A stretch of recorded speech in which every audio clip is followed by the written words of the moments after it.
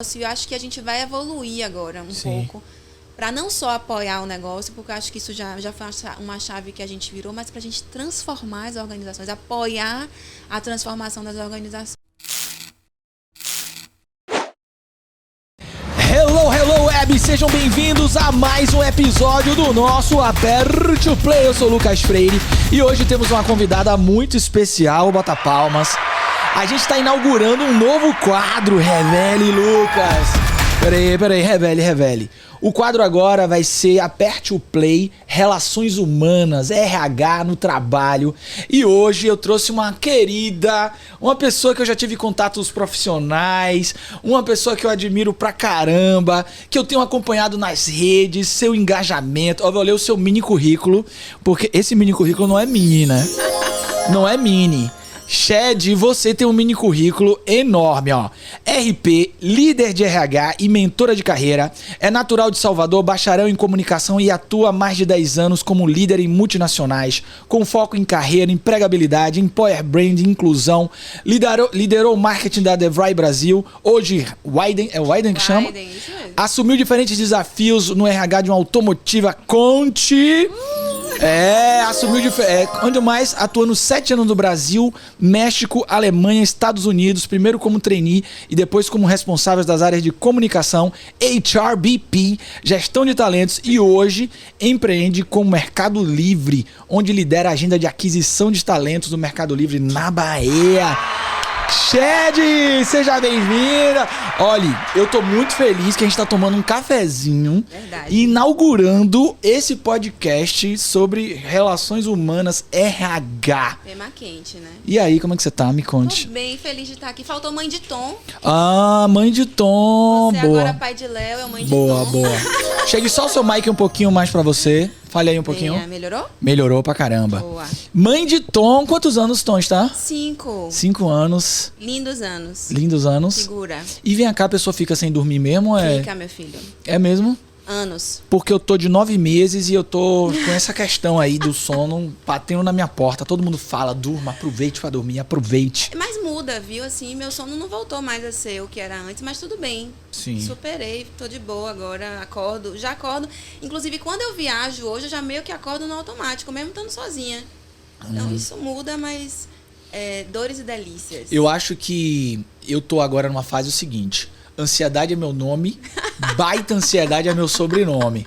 Então minha vida vai mudar, eu não sei pra onde, eu não sei em qual direção. Eu sei que já tá mudando com a chegada de Léo. Léo já revolucionou um monte de coisa. E eu tô super acompanhando. Tudo da gravidez, tudo. Mas assim, eu fico muito impressionada com essa geração também, de pais agora, sabe? Uhum. Mais presentes, Sim. ativos, companheiros, né? Sim.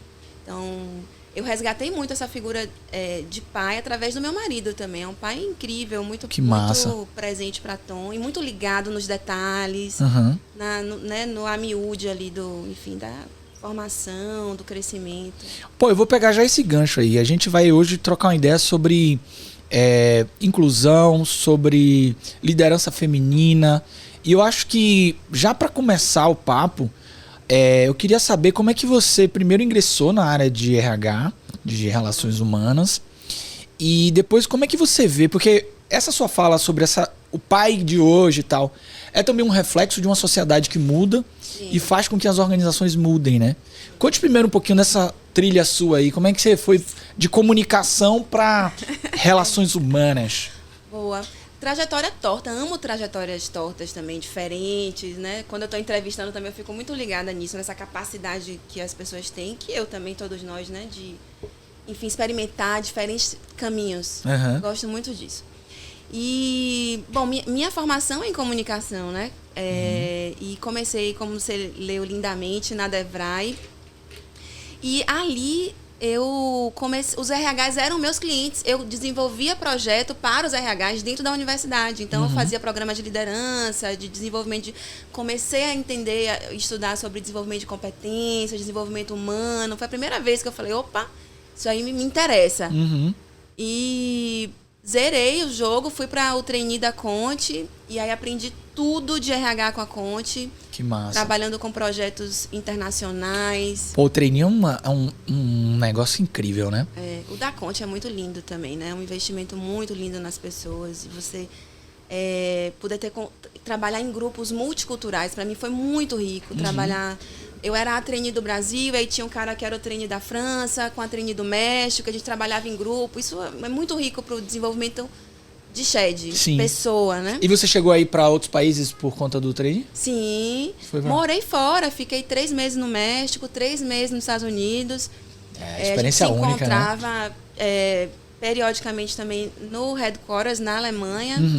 E o mais gostoso também, fazendo projetos e aprendendo RH no mundo, assim.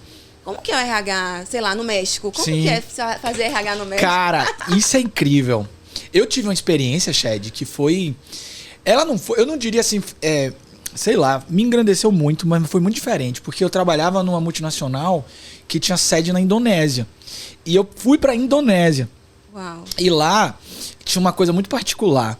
Na hora de fazer, por exemplo, a avaliação de desempenho, as pessoas eram divididas, separadas por etnia. Porque grupos étnicos de tribos diferentes eram inimigos. Aí o bicho pegava. Eu nunca tinha imaginado que ia ser assim, ó, fulano é da etnia, não sei lá, e Beltrano, ó, não pode botar eles na mesma turma, porque tem uma questão histórica. E eu acho que você ter uma visão global de relações humanas com o trabalho amplifica tudo, né? Total. Não, tem um treinamento para isso de sensibilidade intercultural também, para você entender quais que são as diferenças básicas ali, né, de uma cultura brasileira para uma cultura alemã, né, e uma cultura americana. Você está inserido trabalhando nessa cultura também, é muito diferente de você passear, né? Você está incluído ali, inserido, trabalhando e com os códigos de trabalho daquele país também, é interessantíssimo.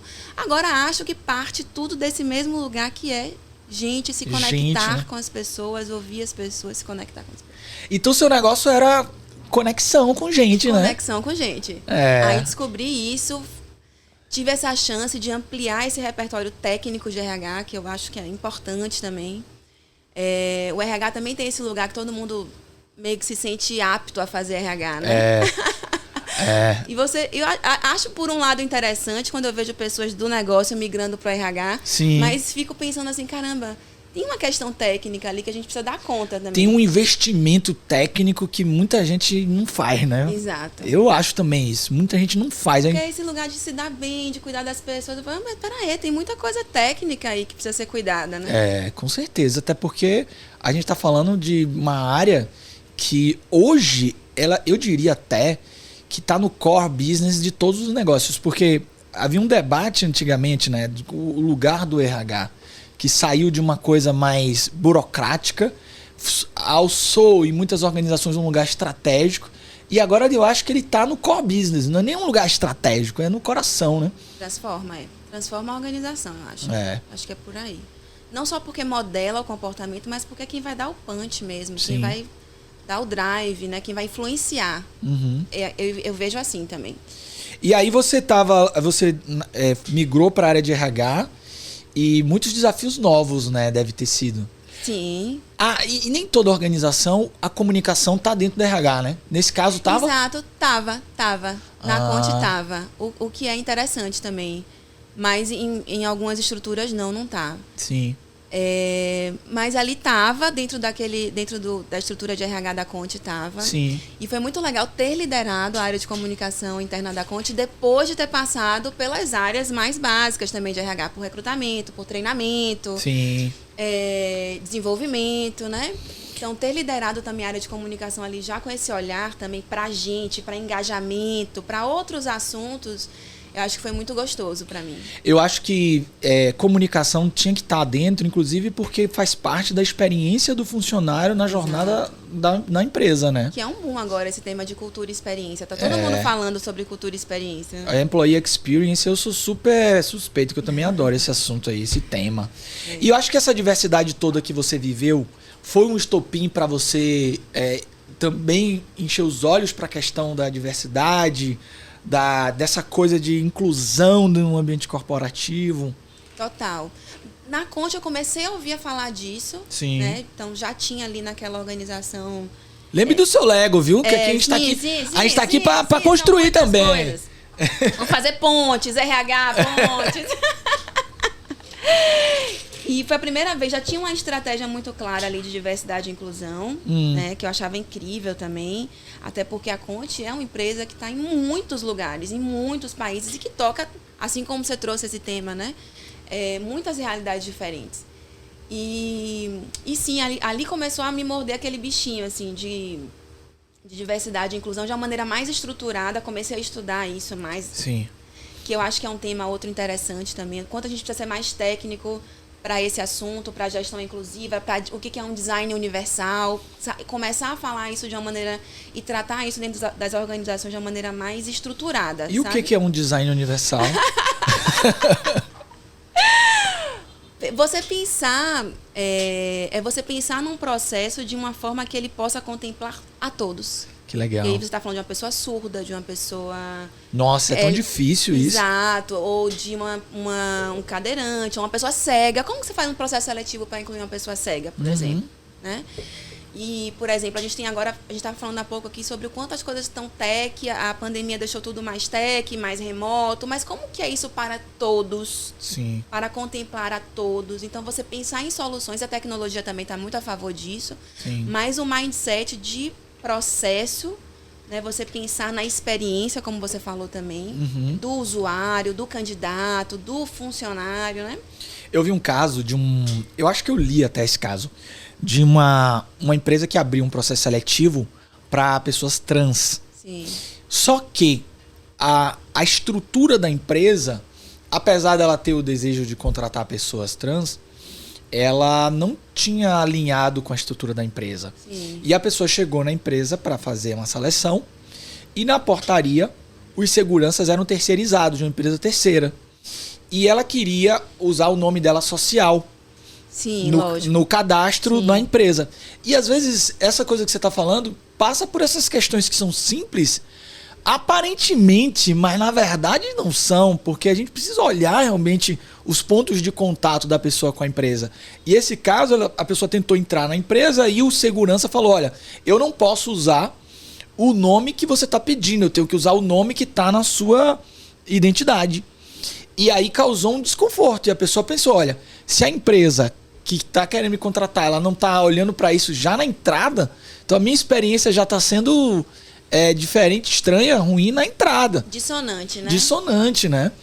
Boa, bom ponto. E às vezes são coisas que podem parecer triviais, mas são coisas importantíssimas de serem pensadas, né? Exato. Mas eu acho que também é construção. Né? Se fala muito corporativamente, tem essa discussão. O que eu preciso fazer primeiro? Preparo o ambiente ou coloco as pessoas, né? E eu acho que são coisas que... Uma coisa é você integrar, outra coisa é você incluir, que é você realmente, de uma maneira mais cuidadosa e, inclusive, que requer muitas vezes investimento por parte das empresas, né? De adequação do posto, etc. E você pensar na inclusão dessa maneira mais robusta, né? Mas eu acho que são processos que precisam caminhar juntos. E essa ideia, e inclusive a tolerância também ao que é co-criar, construir junto, Sim. né? Mas acredito que são processos que precisam caminhar juntos e que a gente pode transformar o complexo em simples. Essa, para mim, é uma delícia do Mercado Livre, com essa mentalidade de startup também, né? Por exemplo, nos Estados Unidos, Lucas, todo mundo usa no ambiente corporativo o nome social, independente de ser trans, não sei o quê. Eu tinha um colega que o nome dele é Alejandro e ele era Alex Campos. Não era Alejandro Campos. O nome que ele usava no escritório ele escolhe, né? Então, isso pode ser simples também. E aí... mas com o Brasil dá umas complicadas nas paradas aí. A gente aqui tem uma boa expertise em complicar os processos, né? Mas se botar esse nome, tiver alguma coisa não sei aonde, deve ter alguma história aí por trás disso. Mas, por exemplo, no Meli eu acho muito legal compartilhar isso também. Isso já acontece, das Sim. pessoas poderem usar... a gente tem colegas que estão fazendo transição e tudo mais e poderem adotar os nomes sociais, etc. Sim. Então, isso é importante também. Eu acho. Tem uma coisa que eu fico pensando sobre as relações com o trabalho, que é a seguinte. Eu imagino sempre essa metáfora na minha cabeça. Imagina uma gangorra e dos lados da gangorra, de um lado a gente tem a maximização de resultados. Do outro lado, a gente tem o humanismo. O humanismo com aquela dimensão de colocar as decisões, pensar sempre no impacto nas pessoas antes de tomar decisão. Eu acho que essa balança de gangorra, ela estava muito virada para cá e hoje ela tá assim, ó, ela tá se readequando com uma nova compreensão de que se você não olhar para esse lado de cá, o lado de lá não existe, né? Você não vai ter resultados sem o humanismo. E eu acho que a sociedade está cobrando isso das organizações. E essa é uma revolução na minha leitura. Porque, é óbvio, o design de uma instituição é para dar resultado. Ela é construída para dar resultado. Mas qual é o custo desse resultado, né? Mas eu não vejo diversidade e inclusão de um lugar romântico e apenas humanista. Porque, Sim. claro, é óbvio que toca isso, é óbvio que toca o que é responsabilidade social. Mas eu vejo o quanto gera um impacto no resultado, no negócio, o quanto são empresas mais produtivas, mais saudáveis financeiramente, o quanto são equipes que são mais produtivas e que também atingem melhores resultados. Legal. De verdade. Até porque diversidade é que traz resultado, né?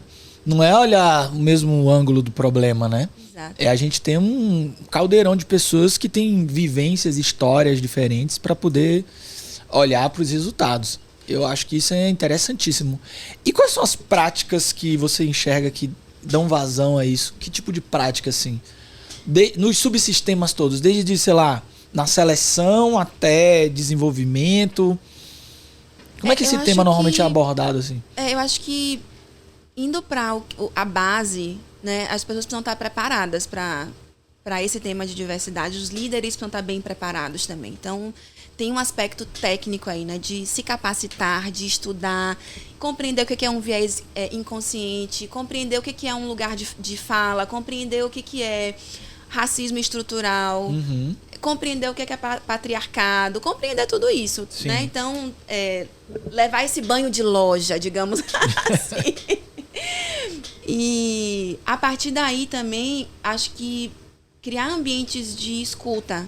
Porque você falou bem, assim, tem coisas que pra gente parecem muito simples, mas que pra um grupo ou uma comunidade, outras pessoas não são. Tocam muito profundamente, provavelmente para uma pessoa trans não poder ou ter que usar um nome, né, com o qual não se identifica. Sim. Não é o meu lugar de fala, não é uma coisa que eu sequer pensei. Então, acho que o que mais ativa a diversidade, assim, e cria esse ambiente aberto para que ela aconteça é o diálogo, é a escuta. A gente precisa perguntar para as pessoas, construir com as pessoas, né? Uma vez eu ouvi uma história que até hoje ela mexe comigo, porque tem coisas que a gente conversa sobre esses temas que a gente dificilmente vai alcançar sem uma pessoa que viveu contar. Exato. A história, olha que coisa sutil. Teve um aniversariante do mês. E o aniversariante do mês, eles fizeram um bolinho no escritório. Terminou o bolinho no escritório. Era um grupo de líderes que estava reunido. Os líderes saíram. E aí vinha passando uma líder mulher. E um líder homem olhou para ela e falou assim: olha, você não vai limpar? E aí ela contou isso para mim num contexto, a gente conversando sobre esse assunto. Ela falou assim: olha, ele não percebeu que por alguma razão ele me colocou no lugar de quem seria responsável por fazer a limpeza da mesa onde teve o bolinho, depois que não era o papel dele também. E ele não percebeu que isso muitas vezes é o lugar que me colocam como mulher. E eu sou líder, eu sou o par dele. Eu sou líder também. E então, ela? Ai, me conta o que ela fez. Eu não lembro. Ela falou alguma coisa. Você não tava lá também? Boa. Uma coisa assim, sabe? Você não tava lá também? Mas isso é tão enraizado, né? E é tão sutil que aí depois provavelmente ele vai dizer assim: não tive intenção, não teve intencionalidade e tal. Mas tem uma história por trás disso, né? Claro. Tem uma história, né? E você e Thalita agora vão perceber muito como pais de Léo. É? Muito, claro. Isso na maternidade é muito forte também. Você perguntou de práticas, por exemplo, e a outra empresa que eu admiro muito é o Boticário. E eles agora implementaram uma licença paternidade de 4 meses. Isso é você colocar as pessoas no mesmo lugar. A gente está aqui com o Lego, né? E a gente faz um encontro da metodologia que eu trabalho, que é o Lego Serious Play, na Dinamarca, uma vez por ano. E aí, a primeira vez que eu fui na Dinamarca, eu tomei um susto, porque eu nunca tinha visto tantos homens com bebês andando pela rua. E assim, era muito homem com bebê. Porque lá a licença deles é compartilhada. Você pode optar, né? Ele vai sair. Ele compartilha, ele e a esposa, então... E lá todos os banheiros têm trocador masculino.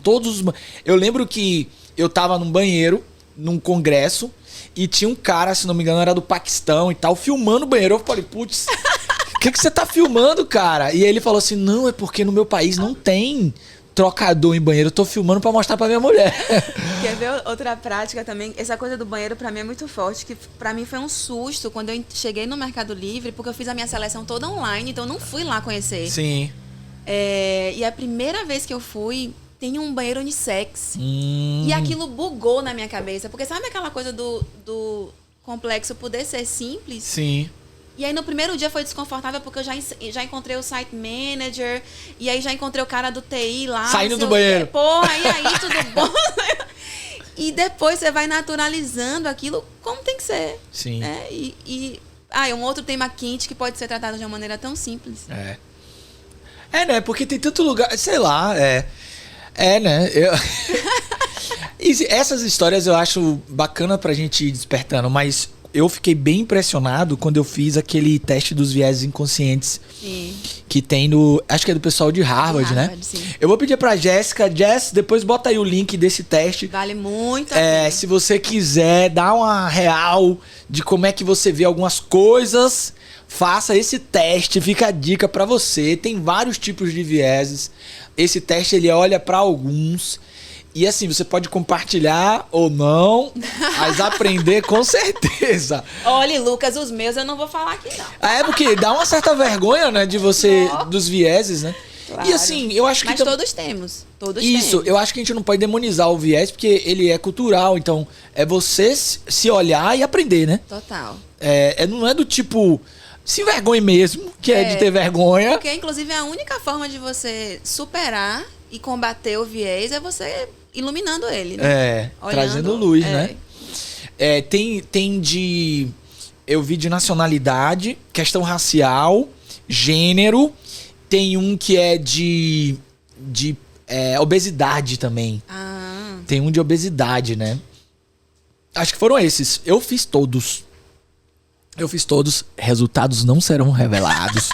Aqui nesse podcast, a gente se desenvolve, mas tem coisas que é pra eu conversar com o meu terapeuta e não é com vocês. Não é o espaço. Peraí também, né? Não é o espaço. Peraí também. Ô, Chad, eu imagino que você, pra trabalhar com essas frentes, você deva ter buscado algumas formações. E eu sei que esse é um campo difícil, né? Muito. Não tem muito conteúdo disponível assim, ou tem? Como é que você pode dar dica assim do pessoal achar conteúdo sobre esses assuntos? Assim, esse da Harvard foi uma boa dica que você deu. E Djamila, que pra mim eu acho que é um basicão, que a galera precisa comer ali com farinha, aquele conteúdo. Pequeno Manual Antirracista. Muito bom pra começar.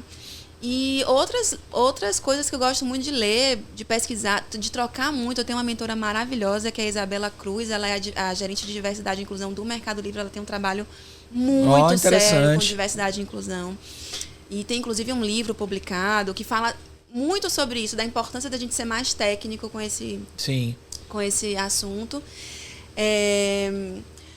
Um Defeito de Cor também, para mim foi cara, esse eu não conheço. Muito, é um livro que pra mim se conecta muito com Salvador, com a nossa história aqui. Sim. Olha, esse eu quero ler então. Um Defeito de Cor. Um Defeito de Cor, que massa.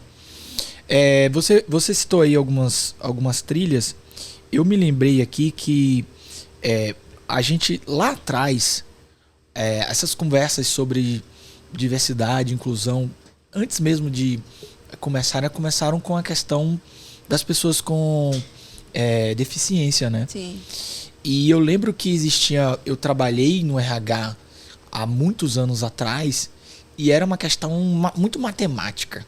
Era triste até, porque era do tipo assim, olha, existe uma lei que a gente tem que botar X% e a gente precisa fazer a conta do que é mais vantajoso. Existia, isso não era uma coisa declarada, obviamente, mas era uma coisa velada. Eu acho que essa é uma das coisas que o mundo evoluiu e amadureceu muito, né? De olhar mais de frente para essas questões, né? E acho que essa é uma coisa que a gente precisa avançar mais. Eu acho. Mas também parte muito de cada um, não é só da instituição, né? É de cada um também, né? Se olhar, investir em se desenvolver, né? E a gente tá tomando decisão o tempo inteiro, né? Então, nós somos a empresa. Porque parece que a gente tá falando de uma coisa distante de nós, né? Sim. E esses tomadores de decisão, eles precisam estar preparados para esse olhar também. Então, e acho assim, pasme, por mais que a gente tenha feito muitos avanços, a lei de cotas acabou de fazer 30 anos. Sim. Mas só 5% das empresas atendem. Então, mesmo assim, ainda é muito distante. E como que se atende também, né? Onde é que estão as pessoas com deficiência nas organizações? Então, e o MEL, ele tem um trabalho muito sério com diversidade e inclusão. Tenho muito orgulho de falar isso. Mas, assim como a inclusão de pessoas pretas, né? Ver as pessoas em todos os lugares da organização, não só na base. Né? Ver as pessoas... Ver mais mulheres pretas executivas, mais pessoas pretas executivas, mais pessoas com deficiência também nesses lugares, ocupando, estando, né? Pertencendo aos lugares também. Então... eu acho... Você percebe que às vezes também tem uma coisa do hype, assim, de... hoje... E você, como vem da área de comunicação, sempre uma preocupação que eu tenho, porque eu gosto muito de ler um filósofo chamado Gili Lipovetsky. Acho que hoje eu vou até ter um papo com um psicólogo que sabe muito sobre esse cara. E ele chama atenção para essa questão da ética como negócio. Eu acho que mesmo tendo algumas instituições que surfaram a onda, eu acho que há um ganho social muito grande em a gente poder debater e se abrir e crescer com isso, né? Sim. Porque infelizmente né? Tem uma galera que quer pegar... E tem as listas, né? Porque as empresas querem estar nas listas, né? Que eu quero... Entendi, né? Mas isso foi uma coisa que, por exemplo, bugou pra mim quando eu entrei no Mercado Livre. Porque, embora seja uma empresa muito premiada, é muito orgânico. É assustadoramente orgânico. E eu acho que tem que ser assim. Porque você também precisa fazer employer branding e trabalhar a marca empregadora e pertencimento e orgulho pra dentro. Sim. Pra quando você vai pra fora, aquilo não ser dissonante, aquilo fazer sentido pra quem tá dentro da organização, né? E ver coisas como essa que eu te falei, do banheiro, dos espaços de descompressão na área operacional, que pra mim é... O que é um espaço de descompressão? De relaxamento. Você ia amar estar lá, por exemplo. Então... Eu tô precisando. Tem muito play no piso operacional. Isso não buga? Buga. Isso buga. Buga. Play no piso operacional buga o sistema. Na unidade que eu tô, tem 8 zonas de descompressão no piso mesmo, e aí a galera pode fazer. Olha como isso é tratar as pessoas como adultas também, né? Então cada um vai no seu break, pode usufruir do espaço, e tem jogos e etc. E tem, né? Enfim. Eu acho que a responsabilização constrói maturidade, né? Então, quando a gente vai oferecendo autonomia, o grupo vai se regulando. Historicamente, quando a gente dava autonomia e essa autonomia era de alguma maneira quebrada por alguma razão, a pessoa fez algo indevido naquele lugar, o mecanismo da gente é punir. E aí, ao punir, a gente criava, às vezes, insegurança psicológica para que aquele espaço continuasse sendo usado. Quantas empresas não criaram salas Google que viraram mausoléus? Porque, quem é doido de ir naquela sala lá, porque vai naquela sala e não pode fazer isso, não pode fazer aquilo, perde o sentido, né? Que a coisa que você falou da moda, né, do hype, enfim, do que é tendência, né? Então, acho que as organizações olharem muito seriamente para as suas culturas, o que faz sentido para os seus grupos, né, e para a visão que elas têm também de negócio. como que o RH apoia este negócio, né? Sim. E atrai talentos, etc. Mas também de uma maneira muito... acho que pensando no impacto positivo. E aí, acho que a gente tem falado cada vez mais sobre relacionado vendas, mercado, impacto, responsabilidade social, qual que é essa rede de fornecimento das empresas e etc. Né? Então, os consumidores estão mais atentos para isso de uma maneira geral. Né? Tem a ver com o que você falou de, então as marcas estão querendo vender mais isso, seja para atrair talentos, seja para vender mais, porque isso também é lucrativo. Sim. Mas acho que para além disso, né? Acho que fazer negócios de uma maneira mais positiva. Né? Com propósito, com impacto positivo. E construir, eu né? me conecto muito com isso. O seu negócio tá andando rápido. Você abandonou o seu Lego, né? Mas uma coisa que você disse que... Fazer uma ponte. Me chamou muita atenção e que eu acho que, de repente também, a gente tem que ter consciência de que erros vão acontecer, né? Sim. Que eventualmente nessa direção vão aparecer contradições, vão aparecer equívocos e que cabe também as pessoas ajudarem as organizações a evoluir, né?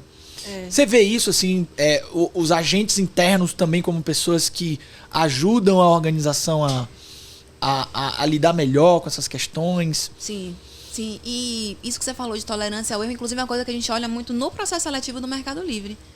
E tem muito a ver com essa cultura ágil, né? Então, a gente sai de uma cultura onde as coisas precisavam estar perfeitas, né? Vamos melhorar o carro com o carro andando, não vamos deixar de fazer, vamos... E isso tem que compreender que o erro faz parte do processo também, das pessoas estarem junto, co-criando, compreendendo que elas são parte da empresa, né, e que elas são agentes transformadores das suas organizações também, das organizações que elas estão inseridas. Sim. É um elemento básico aí. Eu acho que uma coisa disso que você está falando que casa bem é a gente entender o trabalho como um lugar de aprendizado, né? Sim. O erro é uma falha de processo de aprendizado. Isso tem um pouco de dificuldade no universo industrial, porque a indústria está muito baseada em confiabilidade. Total. E que é importante. Que é fundamental.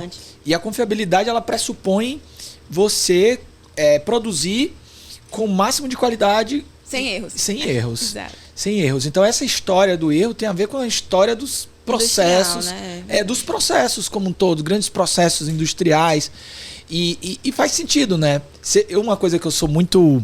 Eu sou meio nerd para uma questão, porque que é a seguinte: eu fico olhando números de recall da indústria. Como eu atendo muitas indústrias, eu fico olhando, né? Recall é quando uma indústria lança um produto no mercado e por alguma razão deu ruim e esse produto volta para a indústria para ser e a indústria sinaliza o mercado: olha, temos um problema na produção. Isso. E com essa coisa da velocidade da produção e tal dos últimos anos, a gente teve em 2017, se eu não me engano, não me lembro, eu lembro dos dados, mas não lembro exato, que eu sou ruim de data. A gente teve um recorde no Brasil de recall de todas as linhas. Linha branca, linha nananana. Tem essa dualidade também, né? Da agilidade versus a segurança de alguns processos. Eu acho que esse é uma balança que é sutil e dura, difícil. Precisamos garantir essa confiabilidade, ao mesmo tempo precisamos melhorar nossa relação com o erro. Não precisa ser só uma relação punitiva. Temos que ter regras de ouro, mas temos que olhar positivamente para esses processos para evoluir, né? Eu acho que isso é uma coisa que a gente vê muito claramente em organizações resolvendo o problema de maneira diferente. Você está trazendo aqui, por exemplo, um caso que resolve de maneira mais ágil, mais simples. Errou, mas faz parte do aprendizado e vamos próximo. Pá. Isso é do ágil, né?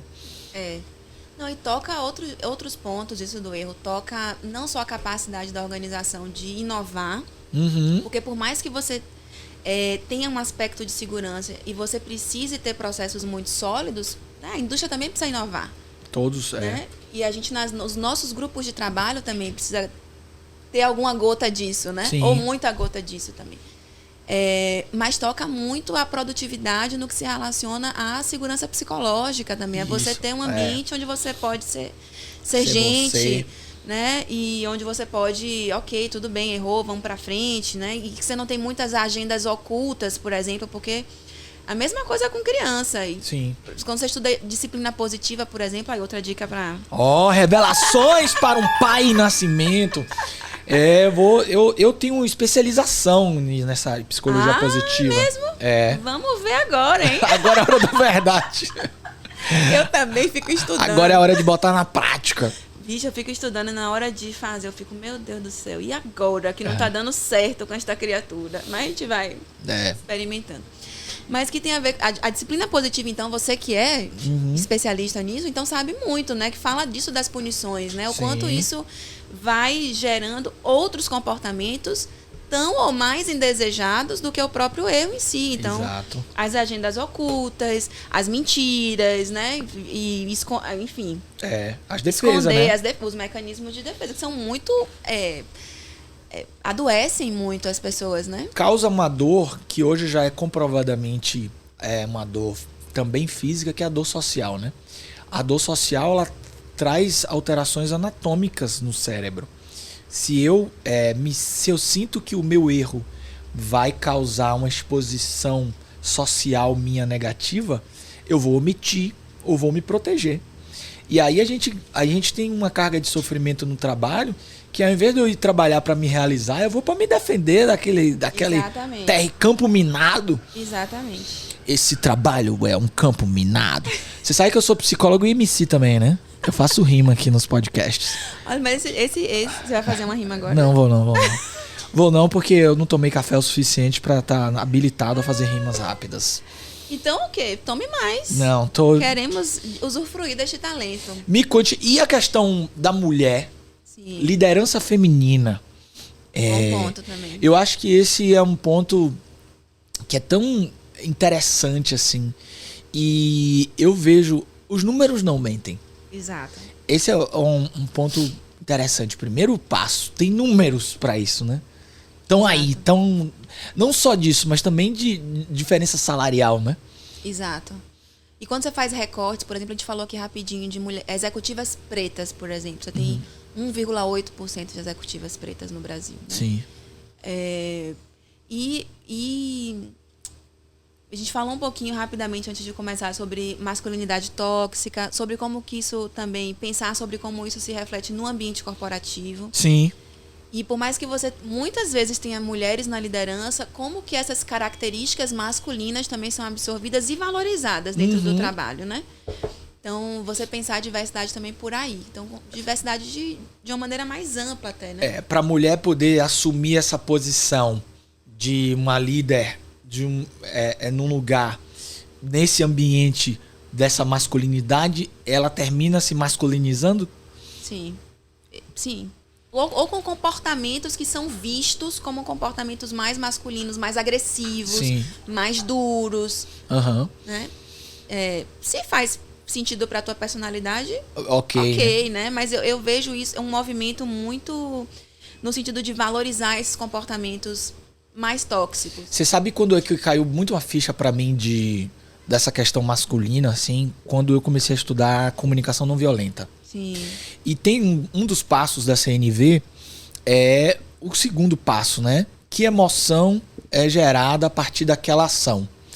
E quando eu comecei a tentar me conectar com essas emoções, eu descobri que a gente não aprende a nomear as emoções. Isso eu sou o caçula de 3 irmãos, todos homens. E quais são as frases que a gente aprende desde cedo? Homem não chora, você não é homem não, engula o choro, etc e tal. Então a gente vai sendo educado a se afastar da emoção e a não se conectar com a emoção. E muitas vezes o próprio Marshall Rosenberg, ele fala que a raiva é muitas vezes uma interpretação equivocada por uma pessoa que também não sabe se conectar com a emoção. Então a raiva vira uma expressão muito comum, porque se eu não sei expressar a minha emoção, eu vou naquela que é o meu subterfúgio para todas, que vira a raiva, né? A raiva é um sinal de alguma outra coisa. E eu acho muito interessante. Para mim foi Tem sido, na verdade, porque eu não acho que jamais estaremos prontos para a CNV. A CNV, na minha filosofia, né? Para mim, a CNV é igual a ter paciência. Você nunca a tem, você tem a oportunidade de ter. É um exercício também. É um exercício. Eu nunca vou ser paciente, eu vou ter a oportunidade de ser. E CNV para mim é isso, é oportunidade. Então, eu me conectar com a emoção tem sido um processo, assim. Quando eu tô vivendo alguma coisa, que emoção, que sentimento trouxe. Eu usava muito subterfúgios que o cara lá falava todos. Tipo, eu sinto. Usar a palavra sinto antes de falar emoção já é um meio que de tentar fugir um pouco da emoção real. E assim, tô falando do meu lugar de alguém que presta atenção nisso. Imagine os que não prestam, Exato. Né? Dentro do trabalho. Acho que isso tem muito... Gostei, assim, da gente falar de liderança feminina e começar falando dos homens. De como a gente educa os nossos meninos, né? Então, isso muito, assim, de você embutir os sentimentos, de você, né? Não falar disso, desse ser um lugar mais feminino, das emoções, né? E você vai embutindo, os meninos vão embutindo aquilo, vão elaborando pouco esse repertório, como você falou. Não tem um repertório Sim. Né, de falar de sentimentos. E ver isso no mundo corporativo é muito interessante, dentro de uma ótica investigativa, né? Porque, por exemplo, quantas vezes eu não recebi solicitação de curso de comunicação para líderes? Ah, não, porque eu tô com um líder que não sei o quê. Mas aí você precisa fazer um trabalho... A forma com que a gente se comunica é oriunda da nossa experiência de vida, de como a gente foi educado para isso, né? Isso aí. E aí, muitas vezes, por exemplo, eu recomendei um curso que eu fiz, que eu sei que você fez também, Aqui, ó, um abraço do fundo do coração pra Walter Rosadilla. Vamos dar beijo pra ele, vamos dar beijo.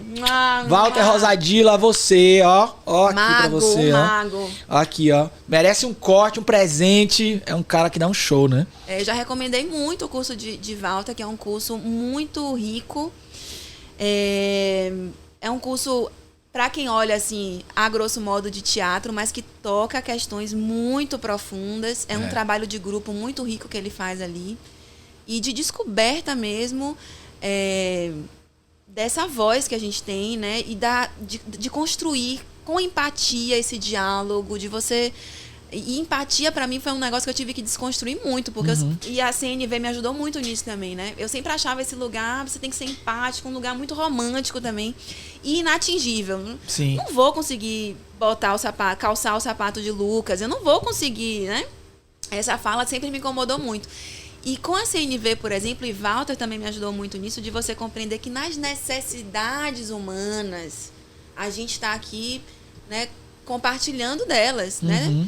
E aí foi quando clicou pra mim. Eu falei, então tá bom, eu vou compreender, consigo ser empática com o Lucas a partir do momento que eu compreendo que é um ser humano e que tem necessidades humanas ali que precisam ser atendidas da mesma forma que eu também preciso atender as minhas, né?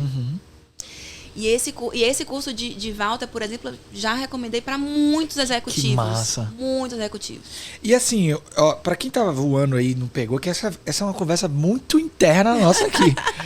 Walter Rosadilla, ele é um diretor de teatro e ele tem um curso aqui em Salvador, chamado Vá na Contramão. E é um curso de teatro, só que é um curso de teatro para iniciantes também, né? Exato. E ele faz alguns trabalhos corporativos, mas o Walter Rosadilla, ele faz um trabalho muito de imersão, de mergulho pessoal, né? Abrindo portas mesmo para você se conectar com você mesmo. Eu tenho uma sensação assim, ó. Eu conheci o trabalho dele fora do mundo corporativo. E quando eu vi que tinha uma galera fazendo no mundo corporativo, eu fiquei assim, caraca, eu queria ser uma mosquinha pra poder ver como é que isso ia ser nesse ambiente. Porque ele vai mesmo no negócio e eu acho que nem todo mundo sustenta, né? Pra quem se permite, né? É um trabalho que você tem que estar disponível para fazer. Todo trabalho de desenvolvimento, você tem que estar... Trabalho terapêutico, qualquer que seja, você tem que estar disponível para fazer. Né? Com vontade de ver acontecer e dar certo. Mas já vi resultados muito incríveis ali com ele. Né? Já. Ó, uma coisa que você falou que eu acho que é importante todo mundo que trabalha com RH, relações humanas, ter consciência, é que nem sempre a demanda é o que é, né? Você falou agora de, vão me chamar para fazer um trabalho de comunicação. Aí você fala de emissor, receptor. Não, mas não é isso. O cara precisa aprender a se comunicar melhor. Então tá. Então aí tem um... Ou ele precisa, na verdade, você vai descobrir que ele precisa se conectar com ele, né? Exato. Pra saber dessa... Como é que fala, emoção e tal. Ele não sabe expressar. Isso é uma coisa legal. Em relação à questão ainda das mulheres em cargos de liderança, quais foram os maiores desafios que você enfrentou, assim? E enfrenta ainda? Porque eu acho que isso é um processo, né? É um processo e eu acho que eu tenho visto, mais do que os desafios de ter mulheres, de ter representatividade, porque isso é um desafio grande também, né? A gente tem carreiras que são vistas como carreiras muito masculinas, as mulheres sentem que aquele é um lugar que elas não podem estar, né? E tem outros temas que passam por quais são os comportamentos que são admirados. Sim. Enfim. E vejo muitos líderes, principalmente, que são... Sim. Calma, vai, jogue duro aí. Os líderes também muito mais abertos e com vontade, líderes homens também, homens e mulheres, com vontade de ampliar essa representatividade, de fazer um trabalho de base também, de fazer um trabalho com as comunidades, legal. Com as universidades, com os grupos em situação de vulnerabilidade. Então, você ampliar um pouco e trabalhar mais na base, né? Falando mais de captação, etc. Mas grandes desafios que eu tive... muito voltados ao piso operacional, por exemplo, a ter mais mulheres nesse lugar que é visto como um lugar de força, né? Que não é um lugar para a mulher estar, né? É um lugar que vai fazer atividade de pegar caixa ou de dirigir uma empilhadeira, né? E ver as mulheres se saindo muito bem no piso operacional. Tenho também muito orgulho de dizer que lá no Mercado Livre a gente já é 56% de mulher. Isso é um grande atingimento para uma unidade, que é uma unidade logística. Sim. Que é uma carreira vista como uma carreira muito masculina também, né? Então, esse desafio para mim foi um desafio interessante. E ainda gostaria de ver mais. Assim, tenho trabalhado para ver mais mulheres em posições executivas, né? Tenho visto muitas. O Mercado Livre mesmo, quero inclusive te recomendar esta conversa com Regina Rufino. Olha. Que é uma grande líder de logística, uma mulher preta. É a líder de logística do Meli, aqui da Bahia. Pode vir como trajetórias, né? Pra gente contar a história dela. Ela tem uma história incrível. E quero ver mais Reginas, sabe? Quero ver mais mulheres, assim, sentindo que podem, ocupando esses espaços também e desmistificando esses, né? Uma vez eu ouvi uma história de a pessoa estava formando em engenharia, uma mulher, e ela foi atrás do primeiro emprego dela. E aí ela estava já fazendo, ela já tinha formado, na verdade, estava na pós, agora eu me lembrei bem. E aí entraram na sala divulgando uma vaga de engenheiro. E aí ela se candidatou à vaga e não chamaram ela. Aí ela conhecia uma pessoa que estava na empresa, ela ligou e falou, poxa, eu me candidatei à vaga e tal. Aí o rapaz falou para ela assim, olha, você não entendeu, a vaga é para engenheiro. Aí ela falava assim, não, mas eu sou engenheiro. Aí ele falou, não, você não entendeu, é para engenheiro. E aí, o que eu achei impactante também, que ela contou isso com uma dor, sabe? Ela estava tão emocionada de poder também compartilhar, que ela sofreu ao ouvir isso, né? Que ela se formou, estudou e que ela queria estar naquela condição de ter sido entrevistada, pelo menos. Então é duro isso, né? Em seleção tem práticas que podem mitigar e ajudar isso a não acontecer dessa forma? Letramento, por exemplo, é uma coisa importante. Esse trabalho com os líderes é importante também. O que é o letramento? Explica aí. É a gente trabalhar a comunicação de forma inclusiva, né? Então, tradicionalmente, o nosso português ele é feito de uma maneira masculina, né? Então, os homens para se referir à humanidade, né? E por aí vai. Então, Trabalhar, por exemplo, essa comunicação de uma maneira inclusiva é uma coisa que ajuda. Sim. A atrair esses talentos. Mas mais do que isso, né? Trabalhar a mentalidade, né? Trabalhar, por exemplo, a adequação dos postos, né? Então, pensando no piso operacional mais uma vez, tem coisas que são humanamente não saudáveis para uma pessoa fazer, independente de ser um homem ou uma mulher. Então, a empresa também pensar em ergonomia, em adequação dos postos. Legal. Isso ajuda todos, né? Não é exatamente, só... Exatamente. E eu acho que é isso, assim, Eu tenho visto práticas de seleção, por exemplo, que evitam, por exemplo, olhar o nome, olhar o endereço e tal. Você acha que isso ajuda, né? Acho que ajuda. A tirar pelo menos alguns vieses, né? Exato, ajuda. Mas eu acho que aí essa liderança precisa estar bem preparada, porque em algum momento desse processo seletivo, esse candidato ou candidata se revela, né? Uhum. Então, esses tomadores de decisão precisam estar conscientes dos seus próprios vieses, né? Uhum. Isso tem a ver... eu fico muito contente, por exemplo, quando o próprio líder olha para a diversidade do time dele. Ele fala assim, poxa, preciso... ter pessoas de backgrounds diferentes, né, que vão somar aqui para esse grupo. Sim. Então, às vezes, os próprios líderes me demandam isso. Poxa, queria fazer essa vaga, uma vaga afirmativa, por exemplo, uma vaga para mulher.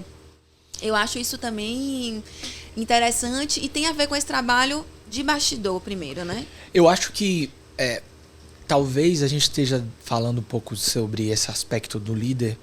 Eu acho que isso tem que estar agora no DNA desse líder, desse líder, dessa sociedade que a gente está vivendo agora. Ele tem que trabalhar esse olhar nele, sabe? Porque eu acho que para além só do exercício dele de liderança, para as questões organizacionais e tudo mais, existe um papel dessa pessoa na comunidade que ele precisa prestar atenção. Um líder tem que estar conectado a isso. Não pode mais ele estar desconectado totalmente do entorno, do que ele vive, da onde ele vem, quando ele sai de casa e chega no trabalho. Não é possível mais isso. E liderança é isso, é se conectar com pessoas, né? As pessoas, os líderes que acham que nessa liderança técnica é uma liderança que já passou, né? Os líderes, os líderes mais desejados são esses líderes capazes de transformar, capazes de inspirar. Olha como isso é poderoso. Sim. Né? Você conseguir despertar o que há de melhor no seu grupo de trabalho. Então isso é conexão. Produz sentido, né? Exatamente. E o que você acha do papel do RH nesse caldeirão todo aí? O RH, quem é esse... Quem é? A gente tem um novo líder que está sendo lapidado, construído. A gente tem um novo RH. Inclusive... Eu tô usando a expressão RH, mas a história, na verdade, ela não é muito positiva nesse lado, porque as pessoas não são recursos, né? A gente está usando a expressão porque ela é a mais comum, mas ela já é ressignificada. E eu acho importante ressignificar a linguagem. Sim. Relações humanas, não RH, né? Aí tem área que empresa que chama de gente, de people, pessoas, né? Mas eu vejo o RH com esse grande papel de influenciar e de modelar também comportamento, né? E de influenciar, e de aproveitar as oportunidades para transformar, apoiar essas pessoas e transformar as organizações, né? Eu acho que aquele RH... A gente veio de um RH dos subsistemas. Sim. Depois a moda do RH, né, BP, que é aquele RH drivado para o negócio, para apoiar o negócio. E eu acho que a gente vai evoluir agora um pouco. Para não só apoiar o negócio, porque eu acho que isso já foi uma chave que a gente virou, mas para a gente transformar as organizações, apoiar a transformação das organizações. Olha que legal. Cara, esse recado aí é maravilhoso, viu? Como alguém que vai ser meio que essa antena, né? Eu vejo muito como uma antena. Isso. Que está capturando o que está acontecendo e está trazendo para dentro e ajudando essa transformação. E é uma transformação que não pode ser descolada da sociedade, né? A gente está vivendo isso tudo, né? A gente precisa... Você acha que hoje a gente está olhando mais de frente para questões que a gente jogava para debaixo do tapete? como, por exemplo, saúde mental, essa questão toda da inclusão. Eram coisas que existiam, sempre existiram, mas a gente não olhava de frente. Porque o resultado era absoluto, né? Como você falou antes. O mais importante era isso do resultado. E a pandemia, assim, a gente já vinha numa tendência muito forte de humanização das organizações. Já vinha, né? Já estávamos falando de flexibilidade, Sim. de aprendizagem, né? E outras formas de se relacionar com o trabalho. E a pandemia veio para não deixar dúvida. Né? A gente não tem mais dúvida de que as pessoas estão se relacionando de uma forma diferente com o trabalho. Esperam coisas diferentes da relação com o trabalho. Né? Então, agora a gente não tem nenhuma alternativa a não ser olhar para as nossas humanidades. Né? Eu vou até agora aproveitar momento merchan. Eu vou aproveitar para fazer o meu merchan e vou te dar de presente. Obrigada. O meu Playfulness, porque eu faço um pouquinho aqui no Playfulness dessa... Talvez eu levante essa bola que você falou agora aí, do mundo do trabalho que a gente precisa avançar e olhar para trás como algo que não cabe mais. O trabalho não precisa ser um lugar de sofrimento para além do esforço necessário para a realização. Que é o que não coloca a gente em flow. O Playfulness é esse convite. O esforço é inerente a qualquer atividade humana. A gente vai, um alpinista escalando uma montanha, vai se estrupiar todo, vai se acabar todo. Mas esse ambiente muitas vezes carregou correntes que agora podem ficar para trás, porque a gente não quer mais acordar de manhã para ir para um lugar, sofrer para além do esforço necessário para a gente prosperar. E assim, a prosperidade vai vir com esforço, mas essas outras histórias todas que a gente vê que não contribuem para nossa prosperidade não precisam mais estar lá. E esse é meu convite no Playfulness, a plenitude do play. Esse aqui vai ser seu, viu? Vou botar minhas palmas aqui. Você já comentou aí que tem muito play lá no... Muito play. Ai, que legal. E acho que é esse movimento, como a gente falou aqui, é de duas frentes, né? Eu acho que as organizações mais atentas e cuidando desse ambiente e apoiando esse cuidado também com as relações. E a gente se conhecendo mais, também mergulhando em nós mesmos, né? No que nos move, qual que é o nosso propósito, se conhecendo mais e trabalhando também essas competências que são importantes para a vida. Eu acho que a pandemia, para quem não já tinha acordado, foi um despertar de, olha, o que eu estou fazendo?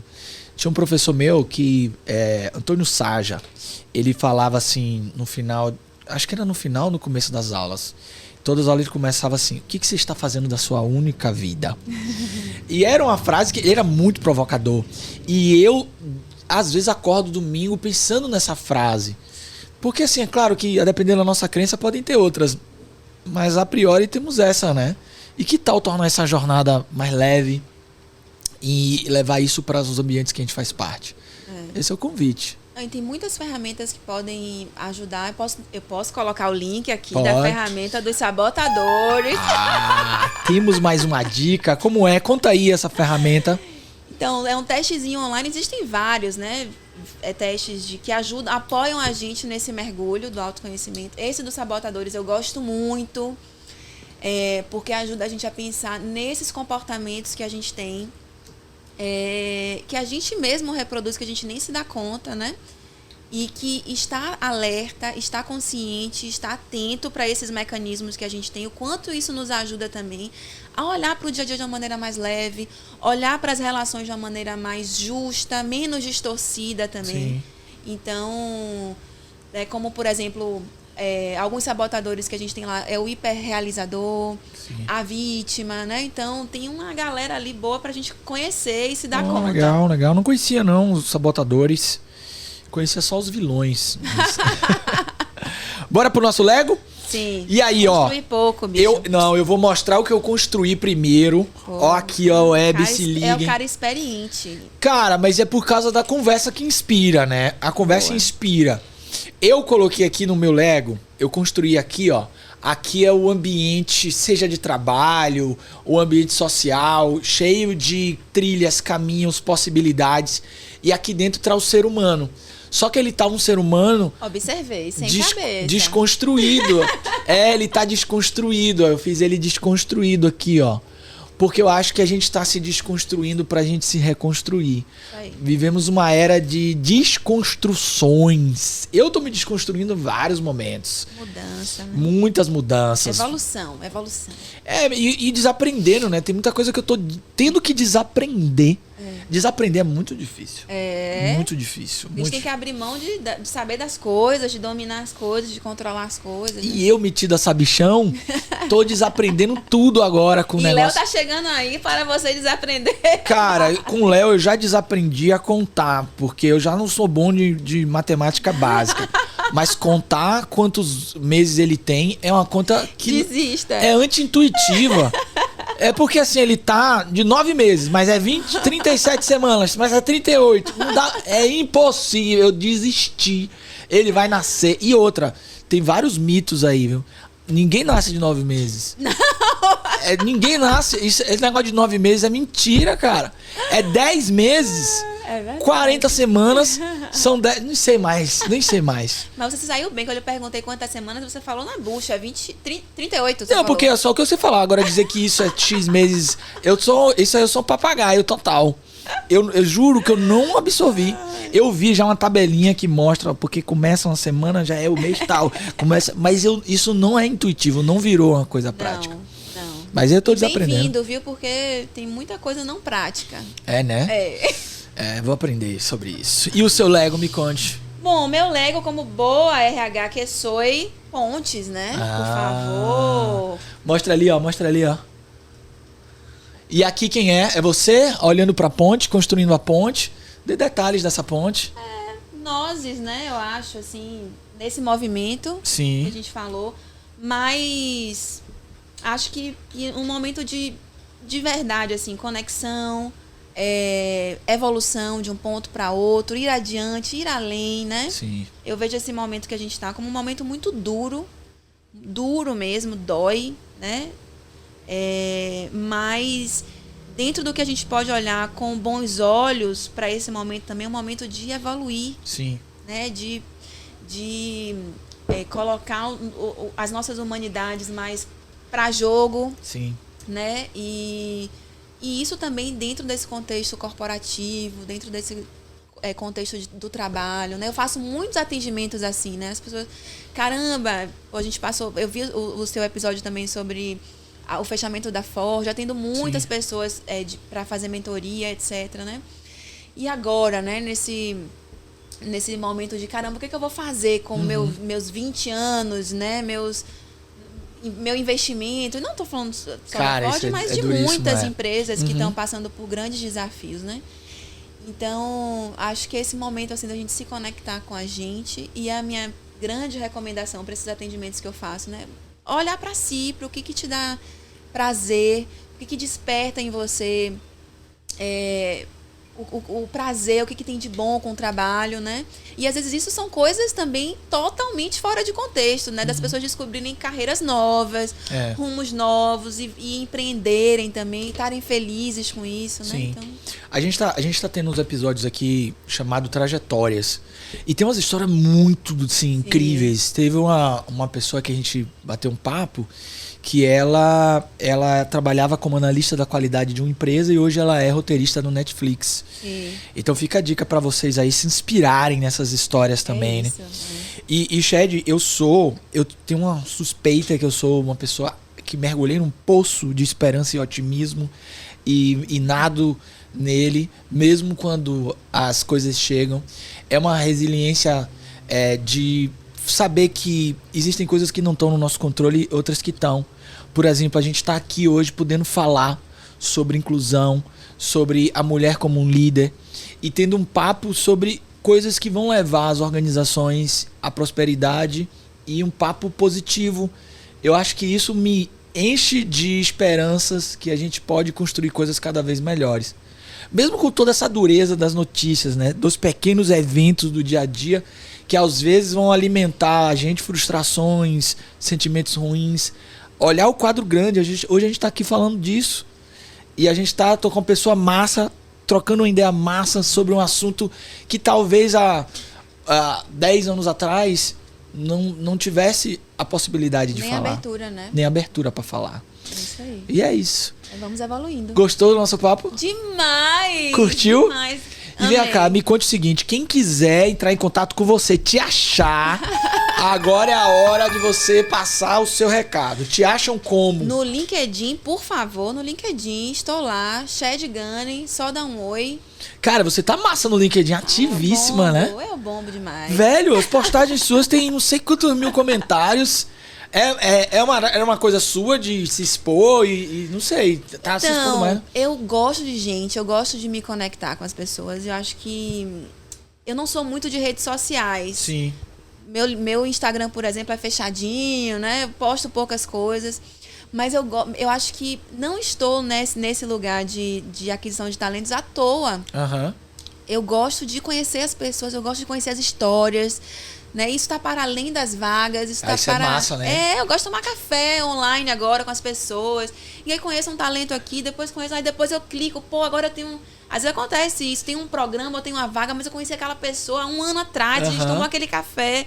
Sei que isso seria uma coisa legal e as coisas fluem muito. Então, o LinkedIn é esse lugar para mim, assim, onde eu vou me conectando. Isso tem muito a ver com a posição que eu tô, com o lugar que eu tô também. Então. Que massa, parabéns. E bombam muito os posts também, porque o Mercado Livre tem um jeito massa, né? Sim. O Mercado Livre é um assunto massa, uma empresa que transforma muito o e-commerce. Eu já era muito não me fale, que eu sou cliente, eu acho que tem aquele carrinho, o carrinho do Mercado Livre é tão legal quando chega na porta do meu prédio, quanto era quando eu era criança o carrinho da Elma Chips, que entregava salgadinho lá no meu prédio. Eu olho, eu fico parecendo uma criança que tanta coisa que eu compro pela internet. Não, eu comprei um fogão pelo Mercado Livre. Sério? É sério. Coisa grandona assim. Eu compro tudo no mercado. Eu compro um monte de coisa, cara. E tem essa coisa de ressignificar a forma com que a gente compra. Eu já não tenho quase paciência de ir no shopping, pra eu ir no shopping fazer uma compra de verdade, assim. E o quanto também vem revolucionando a forma de trabalho. Sim. Dessas pequenas coisas que eu fui contando aqui, da gente ver o quanto essas coisas que eu via na literatura, em eventos de RH, elas acontecendo de uma maneira tão simples. Entendi. Né? Então, isso acho que é para as pessoas, se conecta muito com as pessoas.